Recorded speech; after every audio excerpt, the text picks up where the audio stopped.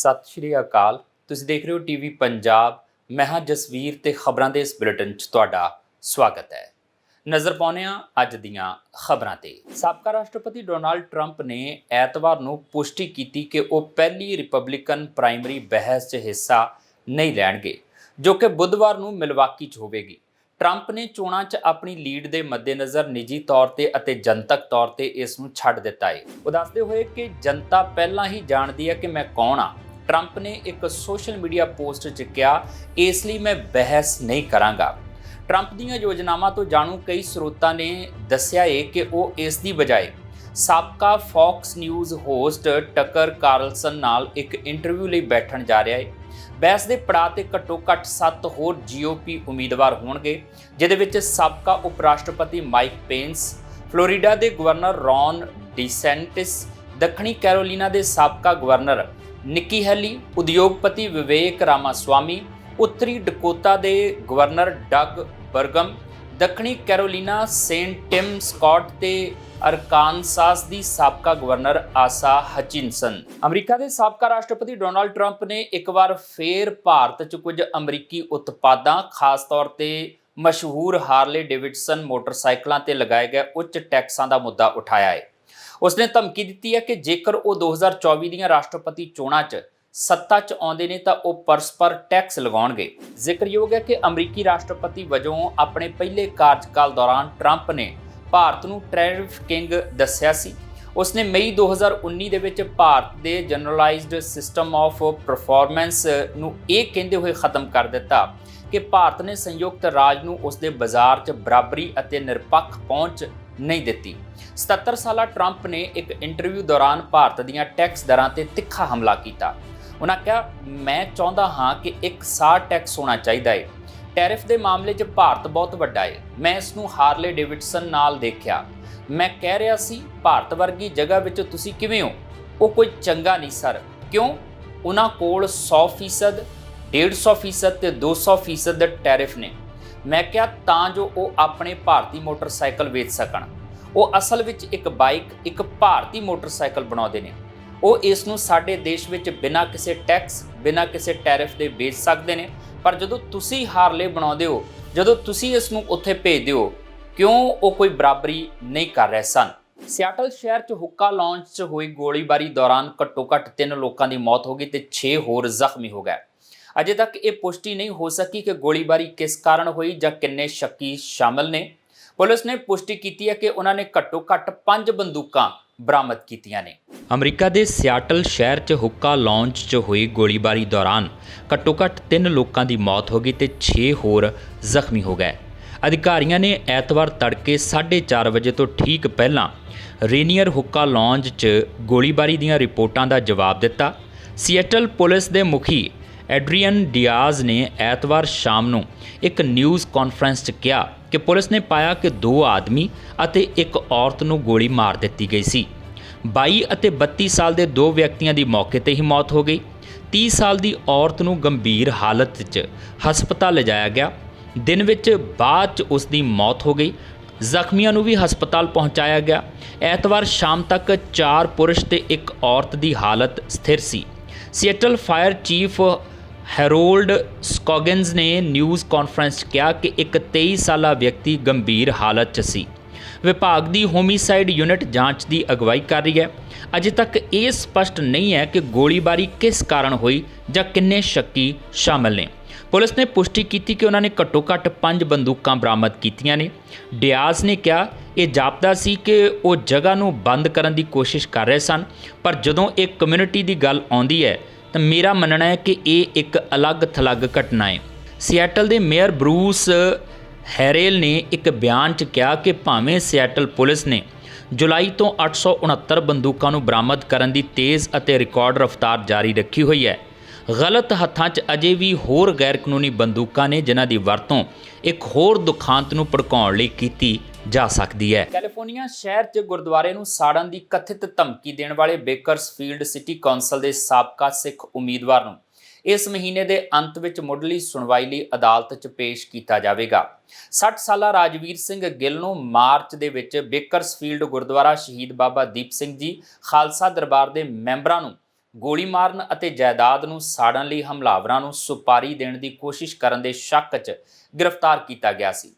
ਗਿੱਲ, ਜਿਸ ਤੇ ਕਈ ਮਾਮਲੇ ਦਰਜ ਹਨ, ਦੀ ਮੰਗ ਕੀਤੀ ਜਾ ਰਹੀ ਹੈ 31 ਅਗਸਤ ਨੂੰ ਕੇਰਨ ਕਾਉਂਟੀ ਕੋਰਟ 'ਚ ਪੇਸ਼ ਹੋ ਸਕਦਾ ਹੈ। ਉਹ 5 ਅਤੇ 6 ਅਕਤੂਬਰ ਨੂੰ ਆਪਣੀ ਮੁੱਢਲੀ ਸੁਣਵਾਈ ਲਈ ਅਦਾਲਤ 'ਚ ਵੀ ਹੋਵੇਗਾ। ਪੁਲਿਸ ਰਿਕਾਰਡ ਦੇ ਅਨੁਸਾਰ ਗਿੱਲ ਦਾ ਗੁਰਦੁਆਰਾ ਦੇ ਕੁਝ ਖਾਸ ਮੈਂਬਰਾਂ ਨਾਲ ਲਗਾਤਾਰ ਝਗੜਾ ਚੱਲ ਰਿਹਾ ਸੀ ਤੇ ਗੁਰਦੁਆਰੇ ਨੂੰ ਸਾੜਨ ਲਈ ਕਿਸੇ ਨੂੰ ਪੈਸੇ ਦੇਣ ਦੀ ਪੇਸ਼ਕਸ਼ ਵੀ ਕੀਤੀ ਸੀ। ਉਸਨੇ 2022 'ਚ ਸਿਟੀ ਕੌਂਸਲ ਵਾਰਡ 7 ਲਈ ਮਨਪ੍ਰੀਤ ਕੌਰ ਦੇ ਖਿਲਾਫ ਚੋਣ ਲੜਨ ਦੀ ਕੋਸ਼ਿਸ਼ ਕੀਤੀ ਸੀ, ਜੋ ਜਿੱਤ ਗਈ ਸੀ ਤੇ ਬੇਕਰਸਫੀਲਡ ਸਿਟੀ ਕੌਂਸਲ ਲਈ ਚੁਣੀ ਗਈ ਪਹਿਲੀ ਪੰਜਾਬੀ ਸਿੱਖ ਔਰਤ ਸੀ। ਰਿਪੋਰਟ 'ਚ ਸਿੱਖ ਗੁਰਦੁਆਰੇ ਦੇ ਇੱਕ ਮੈਂਬਰ ਦਾ ਹਵਾਲਾ ਦਿੰਦੇ ਹੋਏ ਕਿਹਾ ਗਿਆ ਹੈ ਕਿ ਗਿੱਲ ਨੇ ਜਾਇਦਾਦ 'ਚ ਵਿਘਨ ਪਾਉਣ, ਪ੍ਰਾਰਥਨਾਵਾਂ 'ਚ ਵਿਘਨ ਪਾਉਣ ਤੇ ਸੰਗਤ ਮੈਂਬਰਾਂ ਨੂੰ ਧਮਕਾਉਣ ਅਤੇ ਗ੍ਰਿਫਤਾਰ ਕੀਤੇ ਜਾਣ ਤੋਂ ਪਹਿਲਾਂ ਇੱਕ ਬੰਦੂਕ ਵੀ ਰੱਖੀ ਹੋਈ ਸੀ। ਅਮਰੀਕਾ ਦੇ ਹਵਾਈ ਖੇਤਰ 'ਚ ਫੈਲੀ ਜੰਗਲੀ ਅੱਗ 'ਚ ਕਈ ਲੋਕਾਂ ਦੇ ਅਹਿਮ ਦਸਤਾਵੇਜ਼ ਵੀ ਗੁਆਚ ਗਏ ਨੇ ਜੋ ਉਹਨਾਂ ਦੀ ਪਛਾਣ ਬਣਦੇ ਸਨ। ਇਸ ਦਾ ਅਸਰ ਸਭ ਤੋਂ ਵੱਧ ਪ੍ਰਵਾਸੀ ਲੋਕਾਂ ਤੇ ਪਿਆ ਹੈ ਕਿਉਂਕਿ ਹੁਣ ਉਹਨਾਂ ਕੋਲ ਕੋਈ ਸਬੂਤ ਨਹੀਂ ਬਚਿਆ ਹੈ। ਲਹਿਨੇ ਦੇ ਸੁੰਦਰ ਨਜ਼ਾਰਿਆਂ ਅਤੇ ਆਰਾਮਦਾਇਕ ਜੀਵਨ ਸ਼ੈਲੀ ਤੋਂ ਆਕਰਸ਼ਿਤ ਹੋ ਕੇ ਵਿਦੇਸ਼ੀ ਕਾਮੇ ਦੁਨੀਆ ਭਰ ਤੋਂ ਲਹਿਨੇ ਆਏ। ਉਸ ਤਬਾਹੀ 'ਚ ਬਹੁਤ ਸਾਰੇ ਵਿਦੇਸ਼ੀ ਜੰਮੇ ਮਜ਼ਦੂਰਾਂ ਨੇ ਸਭ ਕੁਝ ਗਵਾ ਦਿੱਤਾ, ਕੁਝ ਵਸਨੀਕਾਂ ਦੀ ਮੌਤ ਹੋ ਗਈ।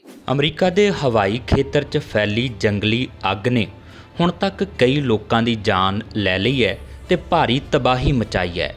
ਇਸ ਘਟਨਾ 'ਚ ਕਈ ਲੋਕਾਂ ਦੇ ਅਹਿਮ ਦਸਤਾਵੇਜ਼ ਵੀ ਗੁਆਚ ਗਏ ਨੇ ਜੋ ਉਹਨਾਂ ਦੀ ਪਛਾਣ ਬਣਦੇ ਸਨ। ਇਸ ਦਾ ਸਭ ਤੋਂ ਵੱਧ ਅਸਰ ਪ੍ਰਵਾਸੀ ਲੋਕਾਂ ਤੇ ਪਿਆ ਹੈ ਕਿਉਂਕਿ ਹੁਣ ਉਹਨਾਂ ਕੋਲ ਕੋਈ ਵੀ ਸਬੂਤ ਨਹੀਂ ਬਚਿਆ ਹੈ। ਉਸਨੇ ਹੁਣ ਆਪਣੀ ਨਵੀਂ ਪਛਾਣ ਬਣਾਉਣੀ ਹੈ ਤੇ ਆਪਣੀ ਜ਼ਿੰਦਗੀ ਨਵੇਂ ਸਿਰੇ ਤੋਂ ਸ਼ੁਰੂ ਕਰਨੀ ਹੈ। ਫਰੈਡੀ ਥਾਮਸ ਲਾਹਾਈਨਾ 'ਚ ਆਪਣੇ ਵਿਹੜੇ 'ਚ ਕੰਮ ਕਰ ਰਿਹਾ ਸੀ ਜਦੋਂ ਅਚਾਨਕ ਅੱਗ ਤੇਜ਼ੀ ਨਾਲ ਉਸ ਦੇ ਘਰ ਵੱਲ ਵੱਧ ਗਈ। ਇਸ ਦੌਰਾਨ ਉਸਨੇ ਸੇਫ 'ਚੋਂ ਕੀਮਤੀ ਸਮਾਨ ਬਚਾਉਣ ਬਾਰੇ ਸੋਚਿਆ, ਪਰ ਫਿਰ ਉਸ ਨੂੰ ਅਹਿਸਾਸ ਹੋਇਆ ਕਿ ਉਸ ਕੋਲ ਸਮਾਂ ਨਹੀਂ ਹੈ ਤੇ ਉਹ ਭੱਜ ਗਿਆ। ਫਿਲੀਪੀਨਜ਼ ਤੋਂ ਇੱਕ ਰਿਟਾਇਰਡ ਹੋਟਲ ਕਰਮਚਾਰੀ ਆਪਣੇ ਬੇਟੇ ਨਾਲ ਆਪਣੇ ਤਬਾਹ ਹੋਏ ਘਰ ਵਾਪਸ ਪਰਤਿਆ ਅਤੇ ਆਪਣੀ ਸੁਰੱਖਿਆ ਦੀ ਭਾਲ ਸ਼ੁਰੂ ਕਰ ਦਿੱਤੀ। 65 ਸਾਲਾ ਟੌਮਸ ਨੇ ਕਿਹਾ ਕਿ ਸੇਫ 'ਚ ਉਸ ਦਾ ਪਾਸਪੋਰਟ, ਨੈਚੁਰਲਾਈਜੇਸ਼ਨ ਪੇਪਰ, ਹੋਰ ਜ਼ਰੂਰੀ ਦਸਤਾਵੇਜ਼ ਅਤੇ 35,000 ਅਮਰੀਕੀ ਡਾਲਰ ਸਨ। ਅਵਸ਼ੇਸ਼ ਖੰਗਾਲਣ ਤੋਂ ਬਾਅਦ ਪਿਓ ਪੁੱਤ ਨੇ ਤਿਜੋਰੀ ਲੱਭ ਲਈ, ਪਰ ਇਹ ਤੂਫਾਨ ਨਾਲ ਖੁੱਲ੍ਹ ਗਈ ਸੀ ਤੇ ਇਸ ਦਾ ਸਾਰਾ ਸਮਾਨ ਸੜ ਕੇ ਸੁਆਹ ਹੋ ਗਿਆ ਸੀ। ਲਹਿਨੇ ਦੇ ਸੁੰਦਰ ਨਜ਼ਾਰਿਆਂ ਅਤੇ ਆਰਾਮਦਾਇਕ ਜੀਵਨ ਸ਼ੈਲੀ ਤੋਂ ਆਕਰਸ਼ਿਤ ਹੋ ਕੇ ਵਿਦੇਸ਼ੀ ਕਾਮੇ ਦੁਨੀਆ ਭਰ ਤੋਂ ਲਹਿਨੇ ਆਏ। ਉਸ ਤਬਾਹੀ 'ਚ ਬਹੁਤ ਸਾਰੇ ਵਿਦੇਸ਼ੀ ਜੰਮੇ ਮਜ਼ਦੂਰਾਂ ਨੇ ਸਭ ਕੁਝ ਗੁਆ ਦਿੱਤਾ, ਕੁਝ ਵਸਨੀਕਾਂ ਦੀ ਮੌਤ ਹੋ ਗਈ। ਸੈਨ ਫਰਾਂਸਿਸਕੋ 'ਚ ਮੈਕਸੀਕੋ ਦੇ ਵਣਜ ਦੂਤ ਘਰ ਨੇ ਕਿਹਾ ਹੈ ਕਿ 2 ਲੋਕਾਂ ਦੀ ਮੌਤ ਦੀ ਪੁਸ਼ਟੀ ਕੀਤੀ ਗਈ ਸੀ ਤੇ ਉਹ ਮੈਕਸੀਕੋ 'ਚ ਉਹਨਾਂ ਦੇ ਪਰਿਵਾਰਾਂ ਨੂੰ ਉਹਨਾਂ ਦੇ ਅਵਸ਼ੇਸ਼ਾਂ ਨੂੰ ਵਾਪਸ ਕਰਨ ਦਾ ਪ੍ਰਬੰਧ ਕਰਨ 'ਚ ਮਦਦ ਕਰ ਰਹੇ ਸਨ। 100 ਤੋਂ ਵੱਧ ਮਰਨ ਵਾਲਿਆਂ 'ਚ ਇੱਕ ਕੋਸਟਾ ਰੀਕਨ ਵੀ ਸ਼ਾਮਲ ਸੀ ਤੇ ਕੋਈ ਹੋਰ ਲਾਪਤਾ ਨੇ। ਕੌਂਸਲੇਟ ਨੇ ਕਿਹਾ ਹੈ ਕਿ ਲਗਭਗ 3000 ਮੈਕਸੀਕਨ ਨਾਗਰਿਕ ਮਾਉਈ 'ਚ ਰਹਿੰਦੇ ਨੇ, ਜਿਨ੍ਹਾਂ ਵਿੱਚੋਂ ਬਹੁਤ ਸਾਰੇ ਅਨਾਨਾਸ ਫਾਰਮਾਂ, ਹੋਟਲਾਂ ਅਤੇ ਰੈਸਟੋਰੈਂਟਾਂ ਅਤੇ ਸੈਰ ਸਪਾਟਾ ਨਾਲ ਸੰਬੰਧਿਤ ਹੋਰ ਅਦਾਰਿਆਂ 'ਚ ਕੰਮ ਕਰਦੇ ਨੇ।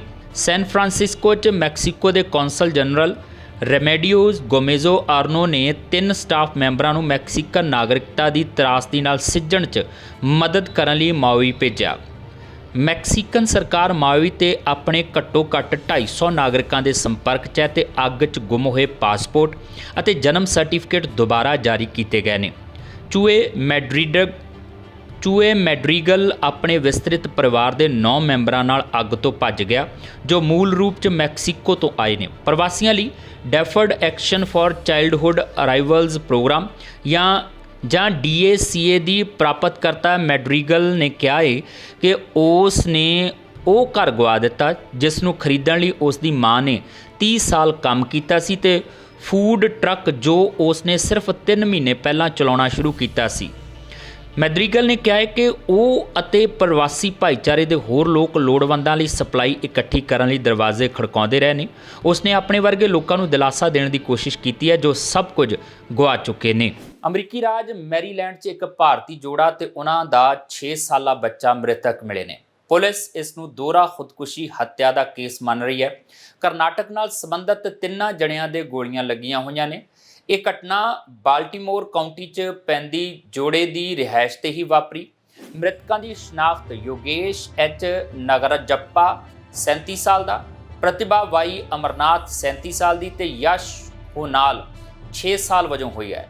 ਬਾਲਟੀਮੋਰ ਕਾਉਂਟੀ ਪੁਲਿਸ ਦੇ ਬੁਲਾਰੇ ਐਂਥਨੀ ਸ਼ੈਲਟਰ ਨੇ ਦੱਸਿਆ ਕਿ ਮੁੱਢਲੀ ਜਾਂਚ 'ਚ ਘਟਨਾ ਦੋਹਰੀ ਹੱਤਿਆ ਤੇ ਖੁਦਕੁਸ਼ੀ ਦਾ ਕੇਸ ਲੱਗ ਰਹੀ ਹੈ, ਜਿਸ ਨੂੰ ਨਾਗਰਾਜੱਪਾ ਨੇ ਅੰਜਾਮ ਦਿੱਤਾ।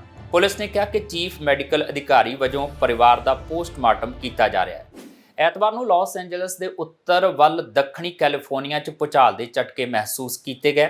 ਰੈਕਟਰ ਪੈਮਾਨੇ ਉੱਤੇ ਭੂਚਾਲ ਦੀ ਗਤੀ 5.1 ਮਾਪੀ ਗਈ। ਇੱਕ ਪਾਸੇ ਲੋਕ ਤੂਫਾਨ ਹਲੇਰੀ ਤੋਂ ਬਚਣ ਦੀਆਂ ਕੋਸ਼ਿਸ਼ਾਂ 'ਚ ਲੱਗੇ ਹੋਏ ਸਨ ਤੇ ਦੂਜੇ ਪਾਸੇ ਭੂਚਾਲ ਕਾਰਨ ਲੋਕਾਂ 'ਚ ਡਰ ਵਾਲਾ ਮਾਹੌਲ ਪਾਇਆ ਗਿਆ। ਲੋਕਲ ਸਮੇਂ ਅਨੁਸਾਰ ਭੂਚਾਲ ਦੁਪਹਿਰੇ 2:41 ਤੇ ਆਇਆ।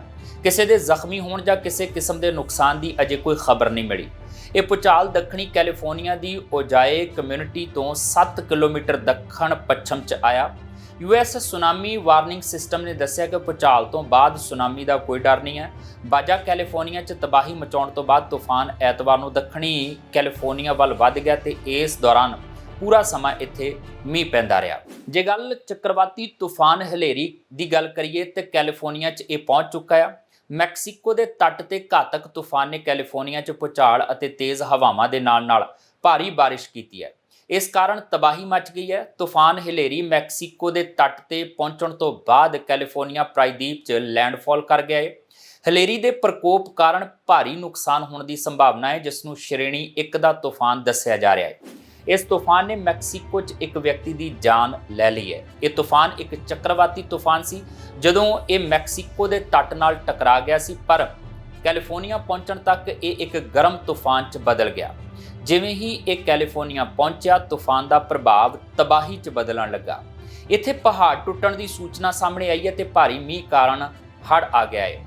ਕੈਲੀਫੋਰਨੀਆ ਦੇ ਦੱਖਣ ਪੂਰਬ 'ਚ ਸਥਿਤ ਓਜਾਈ ਇਲਾਕੇ 'ਚ ਵੀ ਭੂਚਾਲ ਦੇ ਝਟਕੇ ਮਹਿਸੂਸ ਕੀਤੇ ਗਏ ਔਰ ਇਸ ਸਭ ਤੋਂ ਇਲਾਵਾ ਚੱਕਰਵਾਤੀ ਤੂਫਾਨ ਅਤੇ ਭਾਰੀ ਮੀਂਹ ਕਾਰਨ ਓਨਟਾਰੀਓ ਅੰਤਰਰਾਸ਼ਟਰੀ ਹਵਾਈ ਅੱਡੇ ਸਮੇਤ ਕਈ ਥਾਵਾਂ ਤੇ ਹਵਾਈ ਉਡਾਣਾਂ ਰੱਦ ਕਰ ਦਿੱਤੀਆਂ ਗਈਆਂ।